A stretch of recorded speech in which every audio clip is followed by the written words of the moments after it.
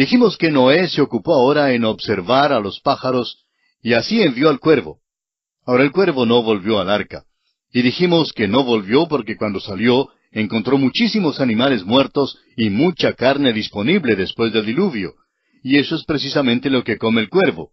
No regresó porque después de todo tenía delante de sí un gran banquete y se dispuso a disfrutar de él. Y lo hizo así porque el cuervo era un ave inmunda. Ahora la paloma es un ave limpia y se le considera como tal más adelante en la Biblia.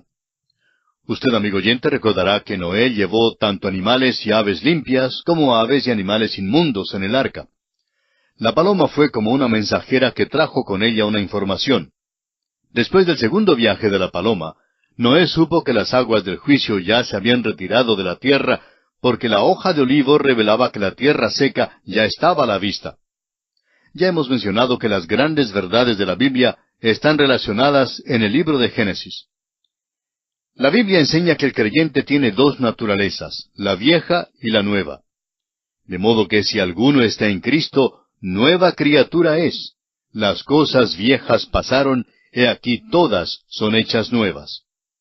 Si alguno está en Cristo, nueva criatura es, y luego lo limpio y lo inmundo están juntos. Usted, amigo oyente, y yo tenemos dos naturalezas. Lo que es nacido de la carne, carne es. Pero cuando uno acepta a Jesucristo, uno nace de nuevo. Lo que es nacido del Espíritu, Espíritu es. Fue nuestro Señor Jesucristo mismo quien dijo esto. Pablo nos dice que en su carne no moraba el bien. El querer el bien estaba en él, pero no el hacerlo. Existe una lucha entre las dos naturalezas, y la lucha entre la vieja y la nueva es la experiencia de todo creyente.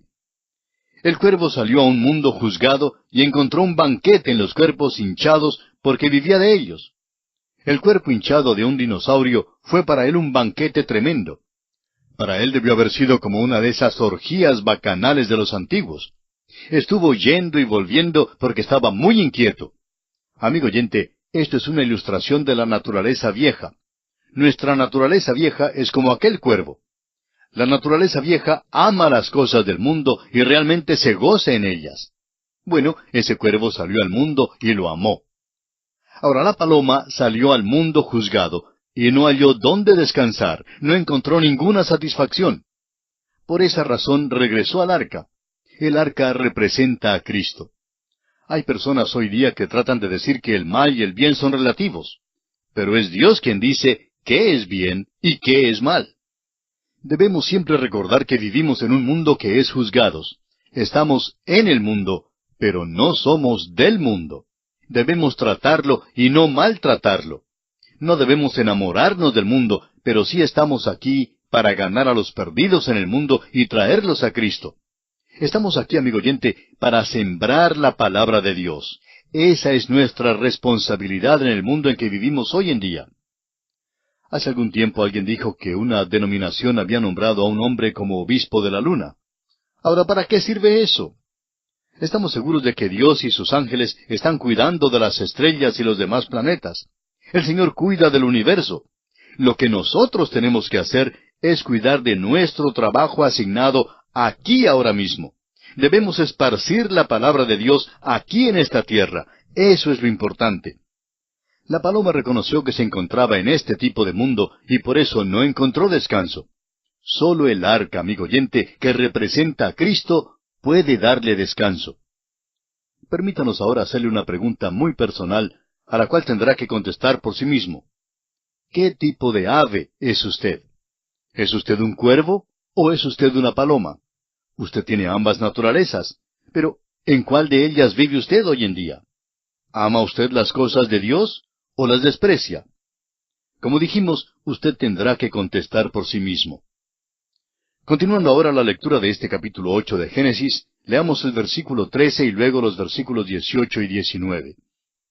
Las aguas se secaron sobre la tierra, y quitó Noé la cubierta del arca, y miró, y he aquí que la faz de la tierra estaba seca.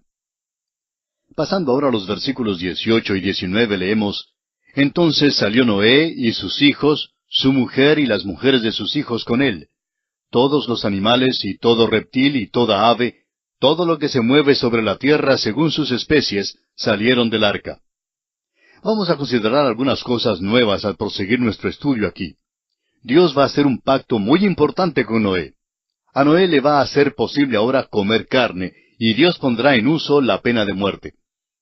Cuando Dios hizo ese pacto con Noé, lo hizo con la familia humana que se encuentra en la tierra hoy en día.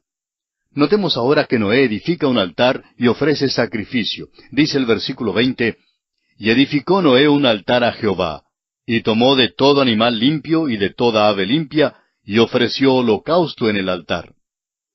Vemos ahora por qué Noé llevó 7 de los animales limpios y solo 2 de los inmundos. Está ofreciendo ahora un sacrificio de los animales limpios. Los versículos 21 y 22 de este capítulo 8 de Génesis dicen, «Y percibió Jehová olor grato, y dijo Jehová en su corazón, No volveré más a maldecir la tierra por causa del hombre, porque el intento del corazón del hombre es malo desde su juventud, ni volveré más a destruir todo ser viviente como he hecho. Mientras la tierra permanezca, no cesarán la sementera y la siega, el frío y el calor, el verano y el invierno, y el día y la noche». Bien puede usted anotar, amigo oyente, la evaluación de Dios con respecto al género humano como una evaluación verdadera. ¿Qué le parece a usted la juventud suya? ¿Fue malo el intento de su corazón o no lo fue? Observe usted nuestra sociedad contemporánea. Tenemos la rebelión de la juventud. Es interesante observar la dirección en que van. Todo intento del corazón del hombre es malo desde su juventud, y no hay un mejoramiento del corazón. Usted, amigo oyente, posiblemente ha sido testigo de casos en que 2 personas han estado lanzándose insultos el uno al otro. Y posiblemente usted no ha escuchado en su vida lenguaje más profano que el que ha escuchado en aquellos casos. Bueno, es que los intentos del corazón del hombre son malos desde su juventud.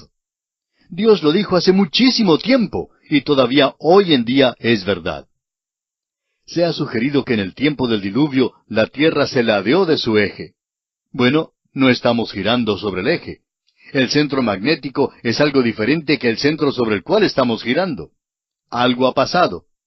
Es la creencia de muchos que esta es la razón por la cual Dios dice que habrá la sementera y la siega, el frío y el calor, el verano y el invierno. Nos da las estaciones y las tenemos porque la tierra gira así. Es algo así como un trompo que se tambalea, es decir, que no se para derechito cuando gira. Como resultado, tenemos entonces las estaciones del año. Cuando Noé salió del arca, lo primero que hizo fue edificar un altar al Señor y ofrecerle un sacrificio. Y fue un holocausto. El holocausto habla de la persona de Jesucristo. Fue ofrecido sobre la base de aceptación delante de Dios y alabanza a Dios en reconocimiento a Él. Esto sin duda fue lo que hizo que Dios estuviera satisfecho con Noé en este tiempo en particular. El hombre, amigo oyente, debe aprender 3 cosas del diluvio, y son, primero, la rebelión. La rebelión contra Dios se realizó, fue manifestada abiertamente y fue la causa del juicio del diluvio. En segundo lugar, la revelación. Dios dio su revelación a los hombres. Noé predicó a los hombres por 120 años. El testimonio de Noé no les tocó el corazón. Rechazaron la revelación que Dios había dado. Y en tercer lugar, el arrepentimiento. Rehusaron por completo arrepentirse. No hubo ningún regreso a Dios por ningún lado. Rechazaron el refugio que Dios les había ofrecido, que Dios había provisto para ellos. Ahora este hombre Noé sale del arca. Se queda en una posición muy singular. Se constituye en cabeza de la nueva raza humana. Es la misma posición que tuvo Adán. Muchas personas dicen, todos somos emparentados, todos procedemos de Adán. Bueno, amigo oyente, somos parientes de alguien más próximo que él. Somos todos emparentados con Noé. En un sentido, Noé es el padre de todos nosotros hoy en día. Bueno, amigo oyente, hemos pasado así por el diluvio. Y concluimos así el estudio del capítulo 8 del libro de Génesis. Llegamos ahora a un nuevo principio, y es en realidad un principio revolucionario. La dispensación de la conciencia humana ha pasado, y Dios está poniendo al hombre bajo la dispensación del gobierno. El hombre ya debe gobernarse, y veremos algo de esto en este nuevo pacto. Entramos pues así al estudio del capítulo 9 de Génesis. El primer versículo de este capítulo dice, «Bendijo Dios a Noé y a sus hijos, y les dijo, fructificad y multiplicaos, y llenad la tierra». De nuevo encontramos esta palabra llenad. Y tiene significación aquí porque sabemos que hubo una civilización antes del diluvio. Pero a Adán también le dijo Dios que llenara la tierra. Por tanto, debió haber existido algunas criaturas antes de Adán. No sabemos cómo llamarlas, pero fueron criaturas vivientes de la creación de Dios. Y hay mucha especulación en cuanto a ellas. Ahora, lo primero que Dios manda a Noé es, fructificad y multiplicaos y llenad la tierra. En otras palabras, deberá hacer la propagación de la raza humana. Vivimos hoy en un tiempo cuando hay peligro de un exceso de población. Nos hace falta recordar que Dios dio este mandamiento bajo circunstancias especiales. Volvamos a Noé para decir de nuevo que él quedó en una posición singular. Él y su familia eran los únicos en la tierra. Imagínese usted, amigo oyente, que está viajando por la mañana por la autopista con dirección a su trabajo y tiene carros por delante, carros por detrás, carros por todos los lados, y que todos están pitando sus bocinas porque se encuentran atascados y no pueden moverse. Al fin se quita el obstáculo que había enfrente y todos continúan su tráfico. Bueno, suponga usted que después de este incidente transcurra un año y una buena mañana sale usted de nuevo a la autopista, pero nota que no hay nadie en la autopista, no hay ningún carro corriendo, usted es el único chofer. No hay necesidad de semáforo porque no hay nadie manejando en las calles. Bueno, eso sería una experiencia extraordinaria, ¿verdad? Pues esta fue exactamente la experiencia de Noé. El versículo 2 de este capítulo 9 dice, el temor y el miedo de vosotros estarán sobre todo animal de la tierra, y sobre toda ave de los cielos, en todo lo que se mueva sobre la tierra, y en todos los peces del mar. En vuestra mano son entregados. La segunda parte del pacto tiene que ver con la protección del hombre y su autoridad sobre los animales. Entendemos que antes de esto hubo una relación diferente. Antes, todos los animales eran mansos, y los hombres no comían carne porque no les gustaba comer los animales mansos. Vimos que los animales vinieron a Noé, y por lo visto no hubo problema de ninguna clase. Los hombres y los animales eran muy amigos los unos de los otros. Pero ahora los animales tienen miedo del hombre. Sin embargo, el hombre es responsable por el mundo animal. La manera en que el hombre ha tratado al mundo animal es una historia brutal. Los hombres han tratado de exterminar a muchos de los animales. Los hombres hubieran dado muerte a todas las ballenas por las islas hawaianas para ganarse la plata. Antes, el búfalo podía encontrarse en grupos grandes en el oeste de los Estados Unidos, pero los hombres los mataron. Hoy en día es necesario tener permiso para poder cazar, de manera que se pueda proteger a los animales y a las aves. Y es apropiado que los tengamos. Los animales de África se están exterminando. El hombre es una criatura brutal. Debemos proteger a los animales para que los hombres no les hagan daño alguno. En el versículo 3 de Génesis 9 leemos, todo lo que se mueve y vive os será para mantenimiento, así como las legumbres y plantas verdes os lo he dado todo. Se encuentra aquí la tercera cosa. Antes Dios había dado al hombre la tierra verde, las plantas, para comer. Ahora le dice a Noé que puede comer de la vida animal. Hay quienes son aficionados a las dietas, y a veces este tipo de cosa llega a convertirse en parte de la religión de la persona. Recordará usted que los que fueron destruidos por el diluvio eran todos vegetarianos.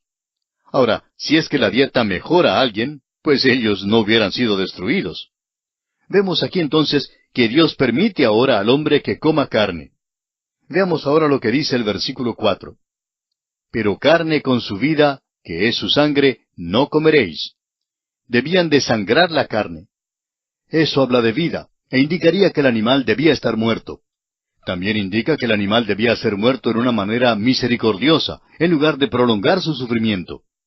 Hay quienes, cuando están de cacería, les gusta tirar a las aves, como a la codorniz, por ejemplo, y a veces ellas se llevan una herida y simplemente se arrastran y no pueden encontrarse por ninguna parte. Eso es muy cruel. Dios dice que cuando vayamos a comer los animales, debemos asegurarnos de no comerlos con vida. Debemos matar al animal de una manera misericordiosa y debemos desangrarlo.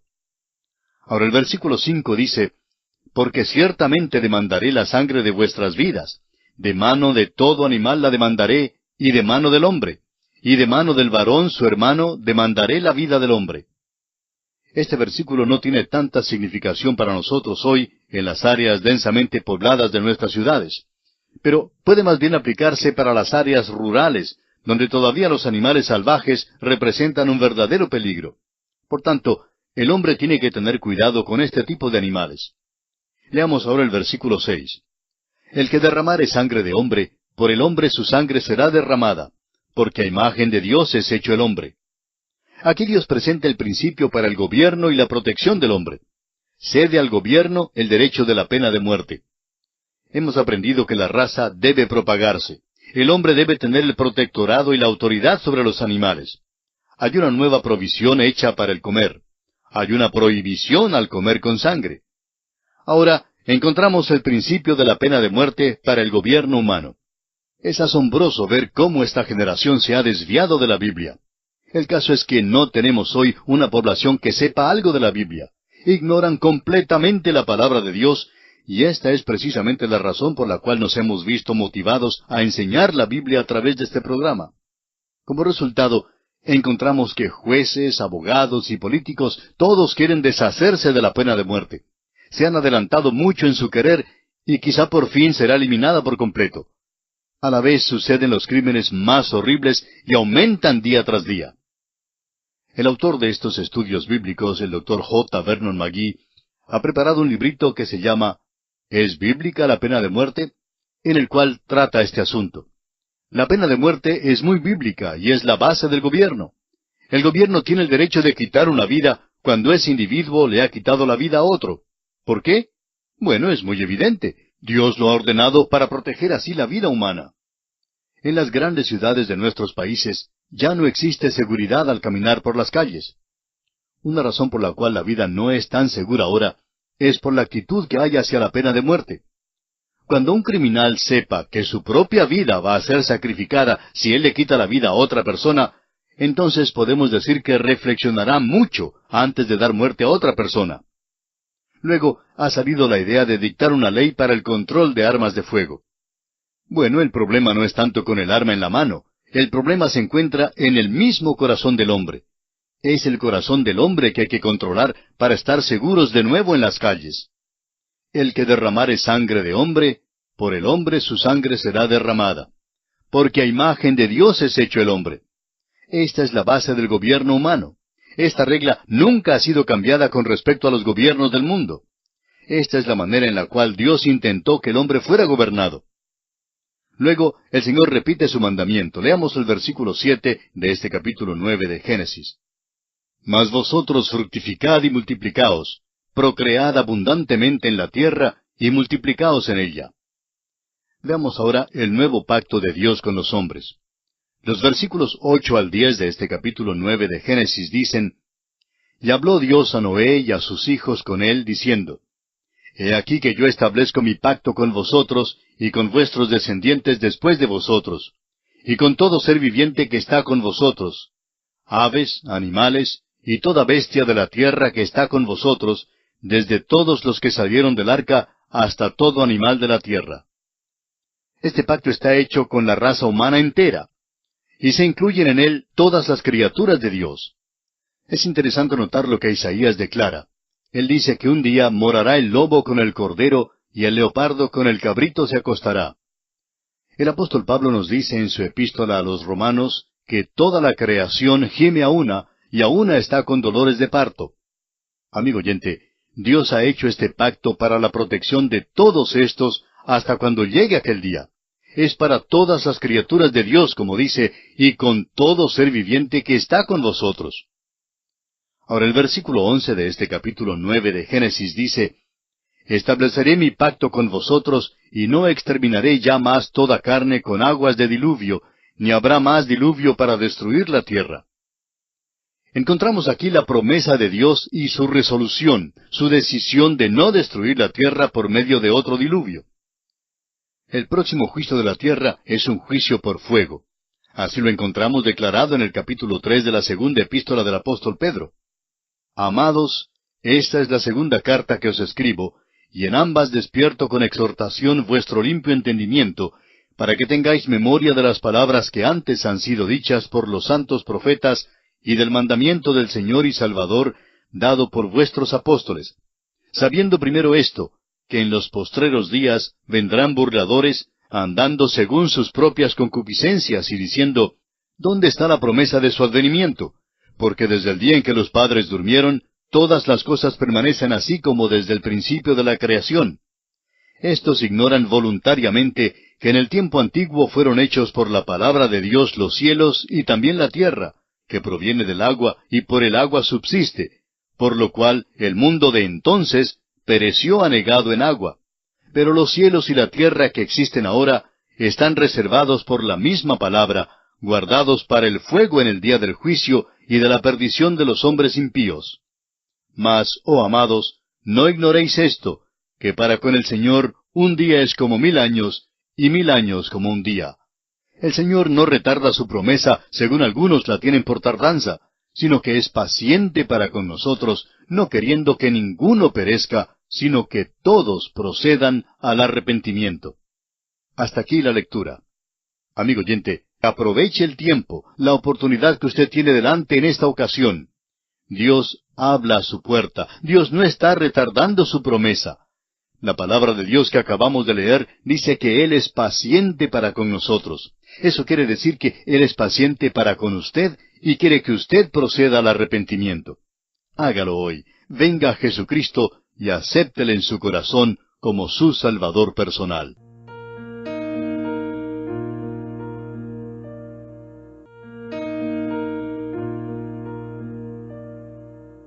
Comenzaremos leyendo los versículos 12 al 17 de este capítulo 9 de Génesis.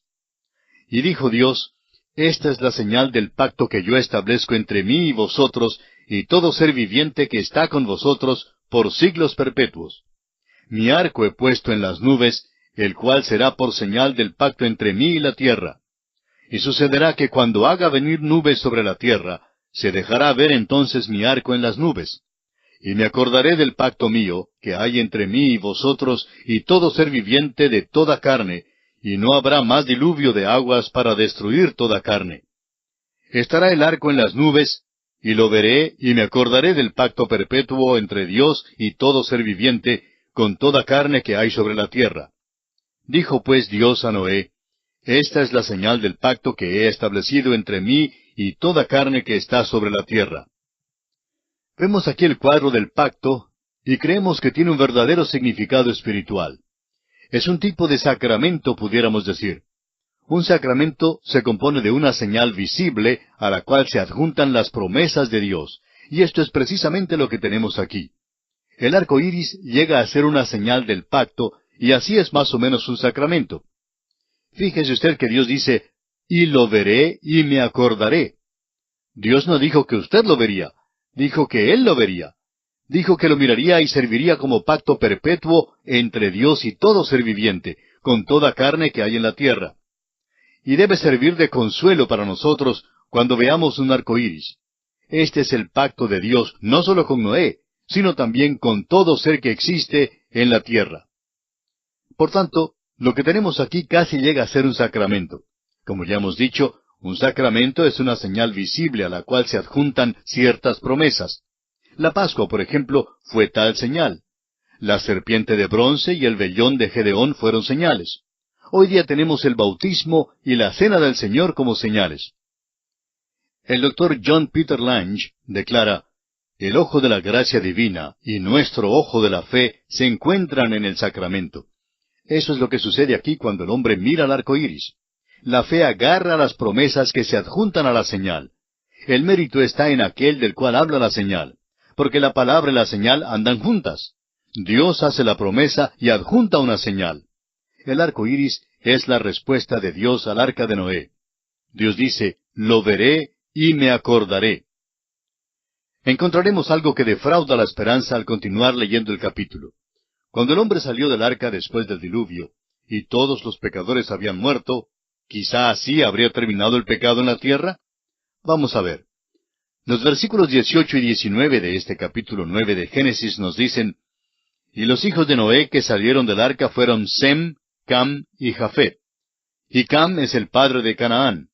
Estos tres son los hijos de Noé, y de ellos fue llena toda la tierra. ¿Por qué es que el Espíritu de Dios nos cuenta esto aquí mismo? Hace mención de que Cam es el padre de Canaán, y el pueblo de Dios viajará a la tierra de Canaán.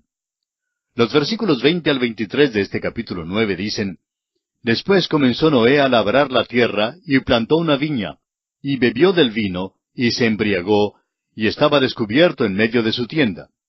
Y Cam, padre de Canaán, vio la desnudez de su padre, y lo dijo a sus dos hermanos que estaban afuera. Entonces Sem y Jafet tomaron la ropa, y la pusieron sobre sus propios hombros, y andando hacia atrás cubrieron la desnudez de su padre, teniendo vueltos sus rostros, y así no vieron la desnudez de su padre. Lo que encontramos aquí, amigo oyente, es el pecado de Noé. El hecho es que Noé se embriagó, y esto es pecado. No se le puede disculpar aunque muchos intentan hacerlo. Alguien dirá que Noé estaba ignorante del efecto del vino, ya que nadie se había embriagado antes. Pero usted se fijará que antes del diluvio, la embriaguez no era mencionada como uno de los pecados. Hay también quienes sostienen la teoría de la cúpula en cuanto al diluvio. Hay muchas cosas de las cuales no hemos tenido tiempo a hablar. La teoría de la cúpula es la que dice que hubo una capa de hielo alrededor de la tierra por la cual se infiltraba el sol. Se cree que es posible que las uvas no se fermentaran antes del diluvio y que fue algo nuevo en la experiencia de este hombre Noé. Bueno, todo lo que podemos decir es que este es un mundo nuevo y un nuevo principio, pero que todavía existe el viejo pecado y este incidente nos lo revela. Ahora la gran pregunta es, ¿por qué nos cuenta Dios este incidente? ¿Cuál es su motivo? Nos lo dice porque la conducta de los tres hijos condujo a la maldición y la bendición de estos hijos. Los versículos 24 al 27 dicen: Y despertó Noé de su embriaguez, y supo lo que le había hecho su hijo más joven, y dijo: Maldito sea Canaán, siervo de siervos será a sus hermanos. Dijo más: Bendito por Jehová mi Dios sea Sem, y sea Canaán su siervo. Engrandezca Dios a Jafet, y habite en las tiendas de Sem, y sea Canaán su siervo. Fíjese usted que a Canaán le cae la maldición y no a Cam. Es importante notar esto. También quisiéramos dar respuesta a la pregunta que siempre se hace: ¿cae la maldición de Cam sobre la raza negra? La respuesta es que no, no es verdad. Eso es absolutamente absurdo y la Escritura no lo enseña. La coloración de la piel, el pigmento que está en la epidermis de la familia humana, está allí por razón de la luz del sol afuera, y no por el pecado que está por dentro. Los hijos de Sem van a Canaán, y esa es la razón por la cual se menciona la maldición aquí. Canaán será un siervo de sus hermanos. Y debemos recordar que las primeras dos grandes civilizaciones, de los egipcios y de los babilonios, fueron civilizaciones camitas. Las dos fueron camitas. Ahora, si el hombre hubiera sido quien escribió este libro, y nos hubiera contado del pecado de Noé, habría hecho una de estas dos cosas. O lo habría encubierto, y habría hecho de Noé un héroe, o lo habría contado de una manera mucho más sórdida que lo que encontramos escrito. El hecho es que se relata por el Espíritu de Dios con un motivo. Se relata para dejarnos saber que Dios estaba animando al pueblo de Israel que entrara en la tierra de Canaán. Ellos sabían que se había pronunciado una maldición sobre Canaán y que había un juicio sobre ellos. Esto se descubre al leer lo demás de la Escritura, y especialmente el Antiguo Testamento y la historia secular. La mayor parte de los hijos de Canaán han desaparecido. Luego, estas cosas están escritas para nuestro conocimiento según la Escritura. Sirven para dejarnos saber algo de la debilidad de la carne. El espíritu a la verdad está dispuesto, pero la carne es débil. El Señor Jesús dijo que lo que es nacido de la carne, carne es. Y el apóstol Pablo expresó con toda claridad, escribiendo a los Gálatas en el capítulo 2 y versículo 16, dice: Por cuanto por las obras de la ley nadie será justificado.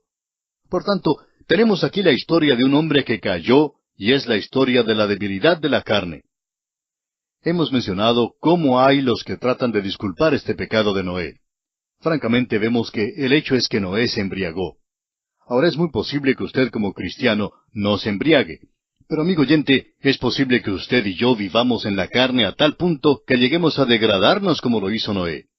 Creemos tener una mala concepción de la vida en este universo en el cual vivimos. Por ejemplo, los hombres han gastado billones de dólares para ir a la luna. Y después de todo, parece que no es un lugar tan bueno para vivir.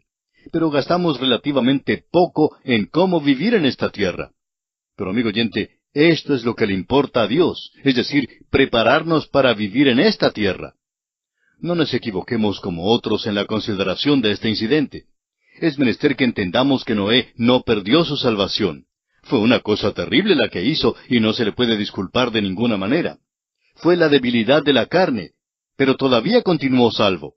Además, notamos el hecho de que la maldición no cayó sobre Cam, sino sobre su hijo Canaán. No sabemos hasta qué punto estaba Canaán metido en este incidente, pero sabemos que su nombre se menciona por algún motivo, aunque no se nos revela la razón. Esto no tiene nada que ver con la maldición del color que se ha puesto sobre alguna parte de la raza humana. Es una verdadera tragedia que haya quienes digan que esto significa una maldición sobre la raza negra. No es justo de ningún modo para la raza negra y ciertamente no es justo para con Dios. Dios nunca dijo eso. Y esto nos trae al final de nuestro estudio del capítulo 9 del libro de Génesis. Y nos hallamos ahora ante los umbrales del capítulo 10. Este es un capítulo de genealogías. Trata de las familias y da el origen de las naciones del mundo. Este capítulo tiene mucha más importancia que la que se indica por la atención que le prestamos hoy. Sentimos mucho que no podemos darle más atención, pero debemos economizar el tiempo en algunas partes.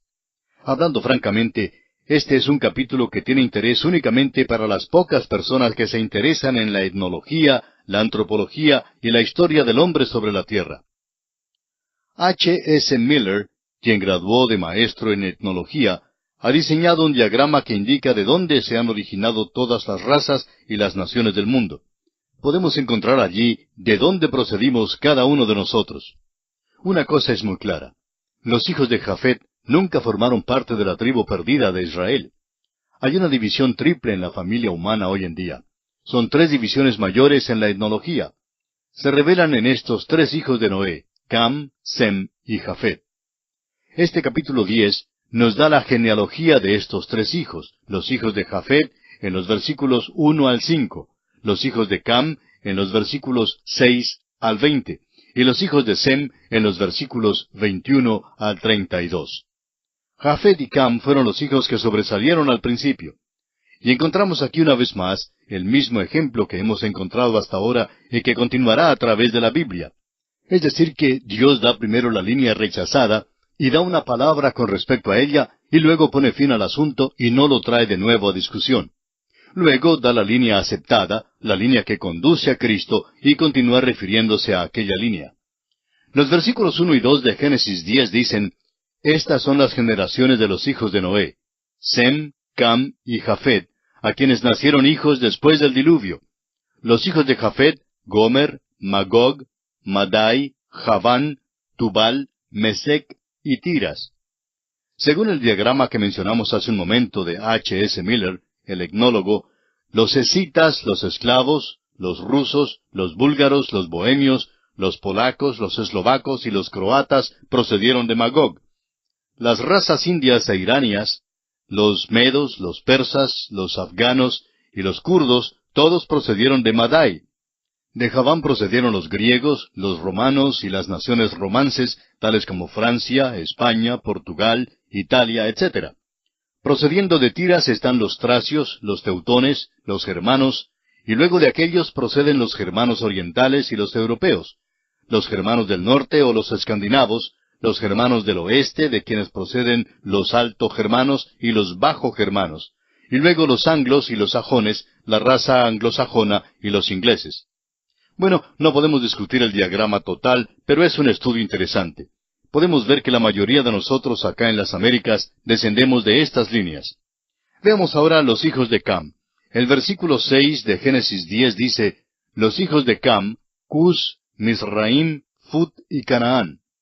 Esto nos hace ver que había otros hijos de Cam, pero que la maldición de Noé recayó sobre Canaán. No sabemos por qué no cayó también sobre los otros.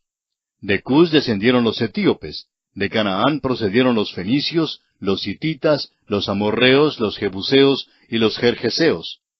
De Misraim descendieron los egipcios y los libios. Todas estas razas son camitas.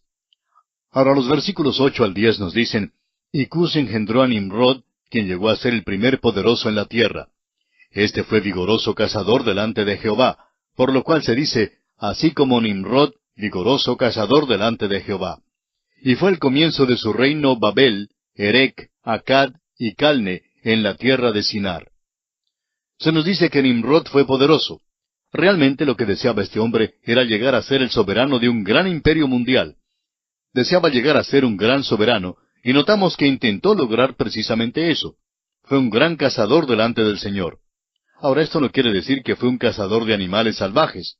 A veces le regalamos un juego de arco y flechas a un niño, y sale y dispara a los pajarillos, y cuando regresa le decimos, mira pues, eres un pequeño Nimrod. Pero Nimrod, amigo oyente, no fue cazador de animales ni de aves, fue cazador de almas de los hombres. Ese es el sentido que tenemos aquí. Y el comienzo de su reino fue Babel, Erec, Acad y Calne, en la tierra de Sinar. Él fue el fundador de esas grandes ciudades. Podemos obtener mucho de la historia de Nimrod al leer la historia secular. Alexander Hislop, en su libro Las dos Babilonias, nos da los antecedentes en los cuales no vamos a entrar hoy, pero es una historia fascinante de cómo la Torre de Babel, sin duda, tiene su origen en Nimrod. Fue él quien procuró juntar a la raza humana después del diluvio en un esfuerzo por unirla en una nación sobre la cual él pudiera llegar a ser el gran soberano mundial. Fue rebelde, fundador de Babel y cazador de las almas de los hombres. Fue desobediente y es una sombra o tipo del último soberano mundial, el anticristo, que ha de venir todavía. También será un hombre de pecado y será un duplicado de Nimrod. Este es pues el hombre que está delante de nosotros aquí en estos versículos. La primera gran civilización procedió de los hijos de Cam. Debemos reconocer eso. Es demasiado fácil hoy en día adherirnos a las viejas normas que nos enseñaron en la escuela. La raza negra, por su parte, desea que haya un estudio adicional de su raza, y con razón. No le han dado una oportunidad durante los 100 años pasados. La historia del principio de la raza negra es que encabezó las dos grandes civilizaciones que aparecieron en esta tierra. Descendieron de los hijos de Cam. Nimrod fue hijo de Cam. No intentamos desarrollar más esta línea porque estamos siguiendo el modelo que nos ha dado el Espíritu Santo. Da primero la línea rechazada y luego le pone fin. Volvamos ahora a la línea que nos conducirá a Abraham y luego a la nación de Israel para luego hablarnos de la venida de Cristo al mundo. Esta es la línea que es importante seguir. Dios está despidiéndose de lo demás de la humanidad por el momento, pero vuelve a ella más adelante.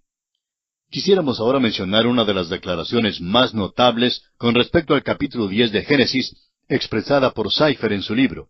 Dice él, el capítulo 10 del Génesis es muy notable. Antes de que Dios deje que las naciones caminen por su propia cuenta y comiencen a tratar con Israel, su pueblo escogido desde los descendientes que datan de Abraham, se despide bondadosamente de las naciones de la tierra como si estuviera diciendo, les estoy dejando por un tiempo, pero las amo. Las he creado, he ordenado todo su futuro y es posible trazar las diferentes genealogías. Eso es lo que se encuentra aquí en este capítulo. Ahora, ¿por qué ha sido tan destacado en nuestros días la raza blanca? Bueno, creemos que la razón se basa en este capítulo. En el principio fueron las razas negras las que fueron destacadas. Luego vino la distinción de los hijos de Sem. Durante el tiempo de David hicieron un impacto tremendo sobre este mundo. Debemos recordar que de Sem descendieron los sirios y los libios y los armenios. Fíjese usted que no son los asirios, sino los sirios. Los árabes procedieron de Joctán. Por tanto, notamos que grandes razas y naciones aparecieron en la escena de la historia. Descendieron de Sem. Ahora, por lo visto, estamos en ese período cuando la raza blanca es la que sobresale. Creemos que todos los grupos, no importa si proceden de la línea de Cam, Sem o Jafet, demuestran que son incapaces de gobernar al mundo. Creemos que esto es lo que Dios nos pone de manifiesto y es una lección muy tremenda que debemos tomar muy en cuenta para nuestra instrucción. Consideremos ahora a los hijos de Sem. Entre los hijos de Sem hay uno al cual se le hace énfasis y mención especial. Leamos desde el versículo 21 al 25 de este capítulo 10 de Génesis. También le nacieron hijos a Sem, padre de todos los hijos de Heber y hermano mayor de Jafet. Los hijos de Sem fueron Elam, Asur, Arfaxad, Lud y Aram. Y los hijos de Aram, Uz, Ul, Jeter y Mas. Arfaxad engendró a Sala, y Sala engendró a Heber. Y a Heber nacieron dos hijos. El nombre del uno fue Peleg, porque en sus días fue repartida la tierra, y el nombre de su hermano Joctán.